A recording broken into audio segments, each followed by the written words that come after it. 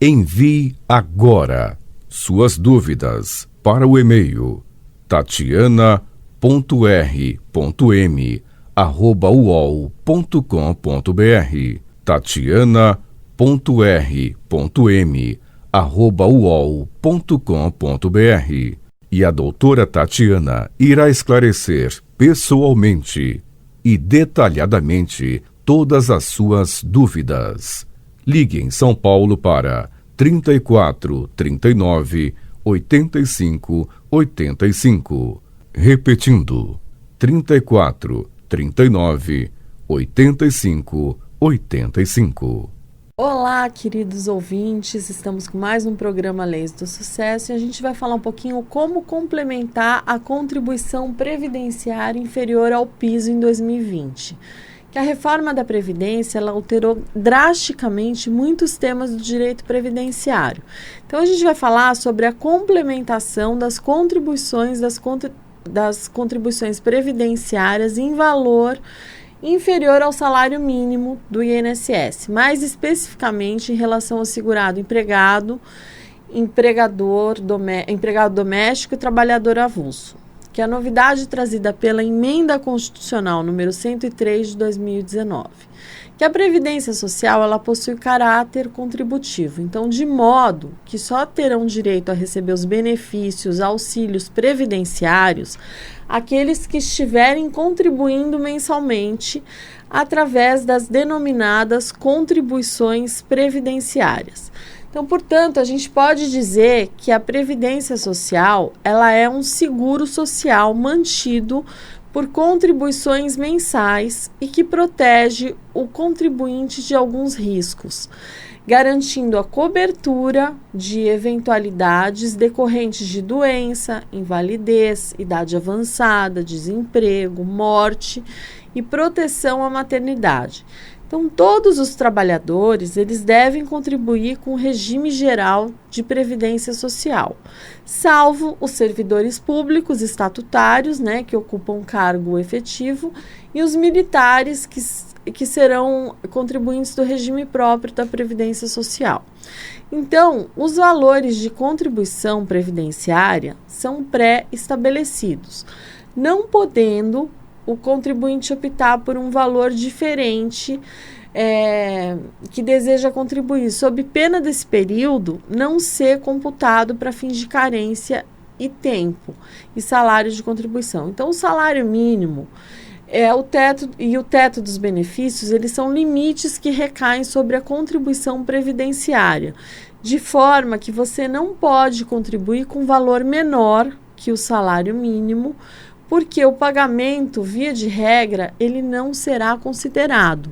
E também não poderá contribuir com um valor maior que o teto, porque o que ultrapassar o teto será desconsiderado. Então, no ano de 2020, o piso previdenciário, o valor mínimo dos benefícios do INSS, aposentadoria, auxílio-doença e pensão por morte, em regra equivalente ao salário mínimo nacional, que em 2020 foi fixado em R$ 1.045 por mês.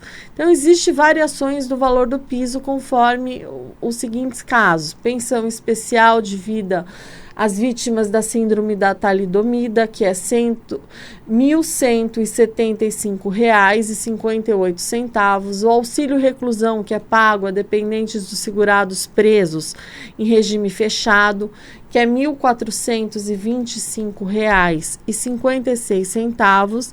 Existe o benefício pago a seringueiros e aos seus dependentes, que é a Lei 7.986 de 89, no valor de R$ 2.078. E a cota do salário família, que é R$ 48,62 para o segurado com remuneração mensal não superior a R$ 1.425,56.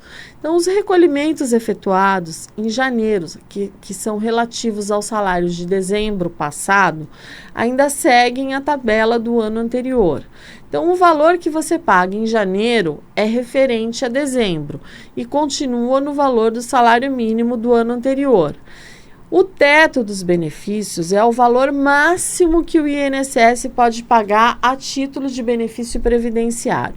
Então, em 2020, esse teto passou a ser R$ 6.101,06. E as faixas de contribuição ao INSS também foram atualizadas.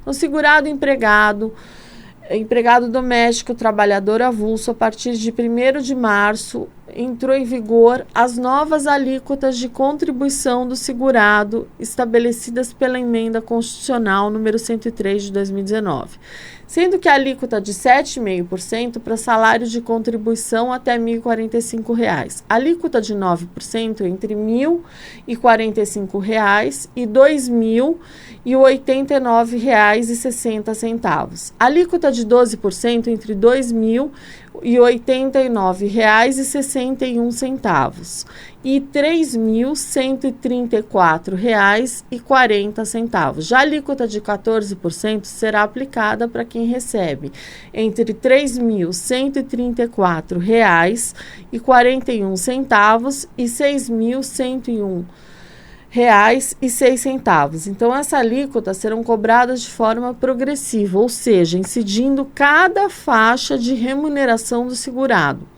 Então, antes da reforma da Previdência, a previsão legal era no sentido de que o segurado contribuinte individual, autônomo ou prestador de serviço às empresas e o segurado facultativo até poderiam apresentar um salário de contribuição inferior ao piso previdenciário. Contudo, ao menos que tais valores fossem complementados, isso não seria computado para fins de carência, tempo e salário de contribuição. Já com relação ao segurado empregado doméstico ou o trabalhador avulso, mesmo que contribuísse abaixo do piso, essa contribuição seria computada para todos os fins. E para efeito de salário de contribuição, seria considerado o valor do salário mínimo, independente do montante pago a título de contribuição previdenciária. E aí, assim, era possível que um trabalhador que oferisse um salário inferior ao mínimo nacional recebesse sua aposentadoria no valor do salário mínimo, o que, obviamente, trazia mais dignidade àqueles menos favorecidos financeiramente. E a novidade não tão boa é que, após a reforma da Previdência, o segurado empregado, o empregado doméstico e o avulso passou a ser submetido ao mesmo tratamento legal dado ao que é o contribuinte individual e do segurado facultativo. Então, de modo que não mais poderá contribuir abaixo do salário mínimo e se aposentar com o valor do salário mínimo. Então, assim, a promulgação da Emenda Constitucional número 103 de 2019, conhecida como Reforma da Previdência, houve a inclusão do parágrafo 14 ao artigo 195 da Constituição Federal. Então, o segurado somente terá reconhecida como tempo de contribuição ao regime geral da Previdência Social a competência cuja contribuição seja igual ou superior à contribuição mínima mensal exigida para sua categoria, assegurado o agrupamento de contribuições.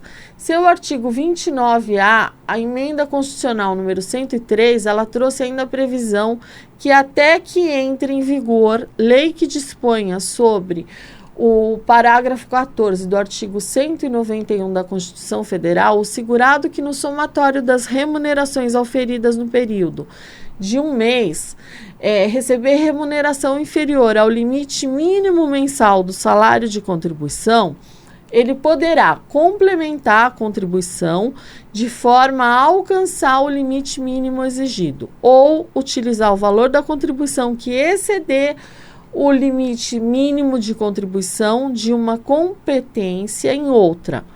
Se pagar em abril, vamos supor, um valor menor que o salário mínimo, em maio, um valor maior que o salário mínimo, o que excedeu na contribuição de maio poderá ser utilizada para complementar a contribuição de abril. Então, Então, poderá ainda agrupar contribuições inferiores ao limite mínimo de diferentes competências para aproveitamento em contribuições mínimas mensais. Os ajustes de complementação ou agrupamentos de contribuições somente poderão ser feitos ao longo do mesmo ano civil. Então, desse jeito, fica claro que essas categorias agora também precisarão efetuar complementação de suas contribuições previdenciárias realizadas abaixo do salário mínimo, sob pena de não serem computadas. Então, como a emenda constitucional foi publicada em 13/11 de 2019, a competência 11 de 2019 está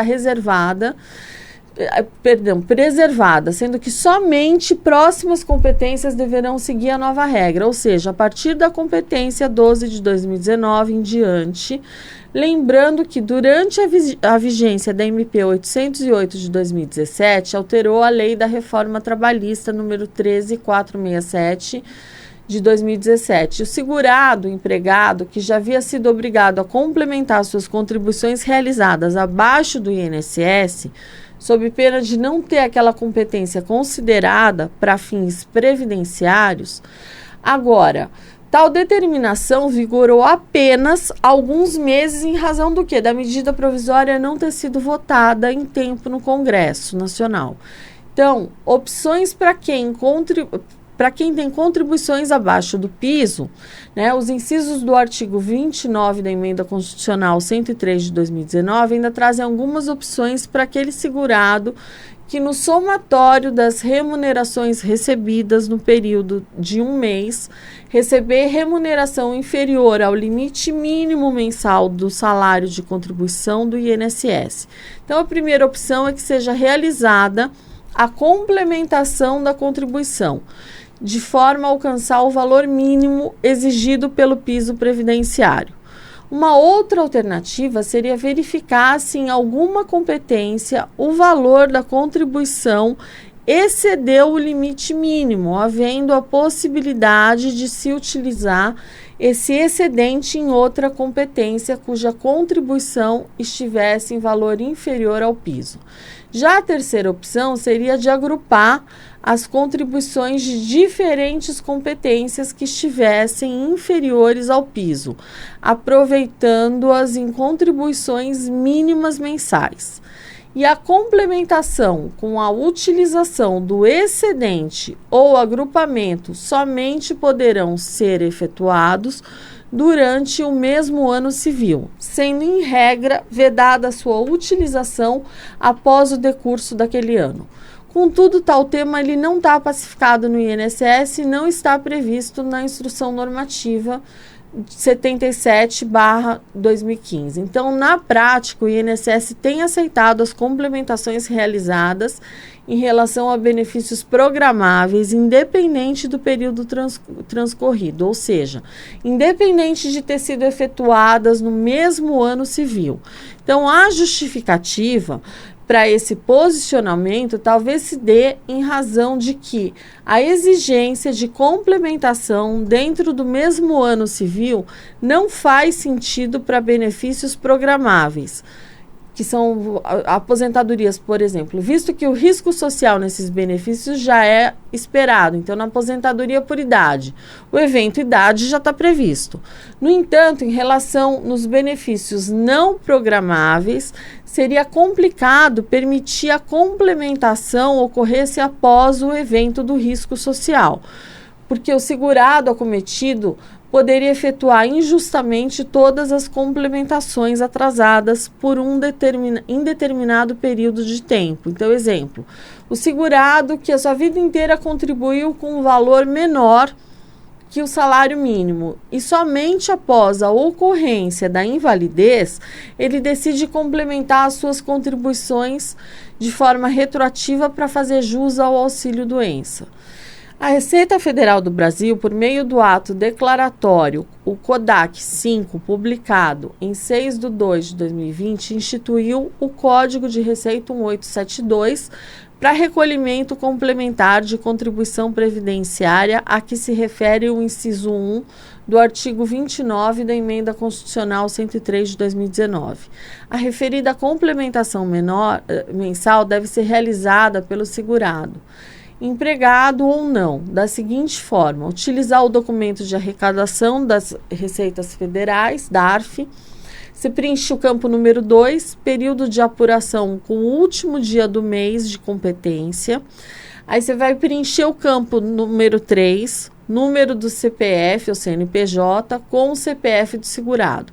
Utilizar o código de receita 1872 no campo 4. A data de vencimento é o dia 15 do mês seguinte da competência do período de apuração, sendo que incidem ordinariamente acréscimos legais para os pagamentos realizados após o vencimento. Além disso, é possível você utilizar o programa para cálculo e impressão de DARF online. Lembrando que o complemento ele é facultativo, ele só pode ser feito no mesmo ano civil, sob pena de não ser considerado, conforme determinação contida na Emenda Constitucional. Quanto às demais opções previstas no inciso 1 do artigo 29 da Emenda Constitucional número 103 de 2019, que é a utilização do valor excedente e agrupamento, ainda não houve regulamentação e o INSS não possui um posicionamento pacífico sobre o tema. Então, concluindo, existe a possibilidade de complementação das contribuições previdenciárias pagas abaixo do piso do INSS, sempre existiu em nossa legislação com relação aos contribuintes individuais e aos facultativos. No entanto, em relação ao segurado empregado, o empregado doméstico e o trabalhador avulso, a Previdência Social, em regra, sempre permitiu que sua contribuição fosse inferior ao piso, não havendo a necessidade de complementação, para conseguirem receber o benefício de um salário mínimo. Bom, pelo menos nesse aspecto, a reforma da Previdência, ela prejudicou a classe dos segurados, empregados e os trabalhadores avulsos. Então, a necessidade de complementação e até mesmo a exigência de que o reajuste seja realizado no mesmo ano civil somente dificulta a possibilidade desses segurados se aposentarem com um mínimo existencial. Bom, a gente vai falar um pouquinho agora de quem recebe aposentadoria no exterior. Tem a cobrança de 25% do imposto de renda. Então, muitos aposentados e pensionistas que moram no exterior, eles têm dúvidas sobre o desconto de 25% do imposto de renda sobre os seus benefícios de aposentadorias ou pensões. Então, desde 2016, a Receita Federal está cobrando imposto de renda na alíquota de 25% sobre o valor dos benefícios previdenciários recebidos por aposentados e pensionistas no exterior, independentemente do valor do benefício recebido. Inclusive, no valor de até um salário mínimo, os aposentados e pensionistas têm a cobrança de 25% de imposto de renda sobre o valor das suas aposentadorias ou pensões. Então, a maioria dos tribunais regionais federais entendem que tal cobrança prevista na Lei 13.315 de 2016 ela é inconstitucional, porque não respeita os princípios da isonomia entre os contribuintes, progressividade do imposto de renda e da garantia do não confisco. Então, alguns aposentados e pensionistas que residem fora do país estão conseguindo barrar o desconto de 25% do imposto de renda sobre os seus benefícios previdenciários, através de ações judiciais no Brasil. Então, com assistência jurídica especializada no assunto, para residentes no exterior, esse processo ele é feito evitando perda de dinheiro. Então, como é que funciona essa ação judicial? Para você barrar o desconto de 25% de imposto de renda, é proposta uma ação judicial na Justiça Federal Brasileira. Não tem audiência, e como se trata de um processo eletrônico, o ajuizamento do processo ele é feito diretamente pelo advogado contratado de qualquer ponto do país, bastando o interessado assinar a procuração e enviar os documentos, que pode enviar por e-mail também. Tudo é feito de maneira digital. Então é importante esclarecer que o aposentado que ingressar com ação judicial e obter êxito, ele passa a ter a cobrança do imposto de renda na alíquota correspondente à faixa salarial do imposto de renda da mesma forma como ocorre para residentes no Brasil, ao invés da alíquota fixa de 25%. Então, além de poder buscar os últimos 5 anos referentes à alíquota cobrada indevidamente, né, que foi feito pela Receita Federal. Então, quem recebe o correspondente ao salário mínimo de aposentadoria, a isenção da cobrança de imposto de renda será concedida, conforme a tabela divulgada anualmente pela Receita Federal. Então, vocês podem verificar que, assim, as pessoas que não entram, mesmo estando no exterior, você pode fazer, através de lá, você pode nomear um advogado para tentar barrar. Não é que você vai deixar de pagar, você vai pagar o que pagam aqui os brasileiros. Então, e também referente ao outro assunto que eu abordei hoje, que é a complementação dos salários que ficaram abaixo do mínimo, isso a gente sempre fala que é importante você fazer um planejamento justamente para prever essa possibilidade. Então, você tem que estar aqui, assim, no Brasil, a gente tem que estar sempre atento a tudo. E também quem mora no exterior tem que ficar de olho em tudo, porque, veja só, os aposentados pagando uma alíquota de 25% que residem no exterior. É bem complicado. E aqui, quem não faz um planejamento acaba se prejudicando na hora de se aposentar. Por quê?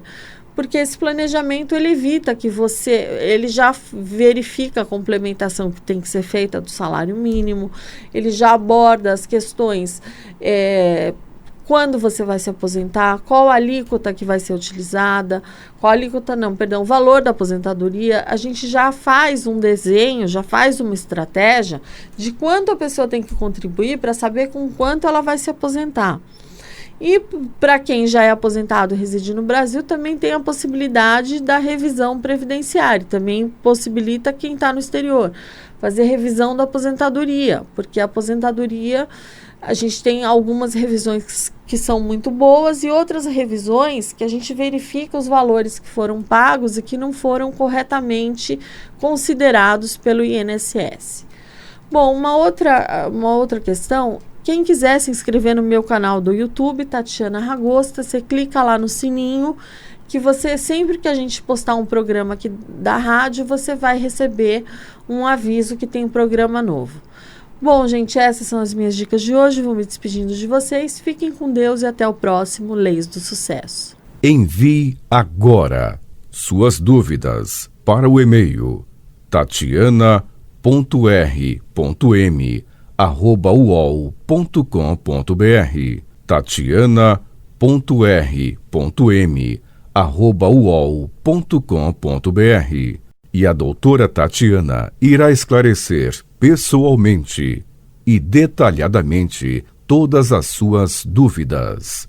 Ligue em São Paulo para 34 39 85 85. Repetindo, 34 39 85 85.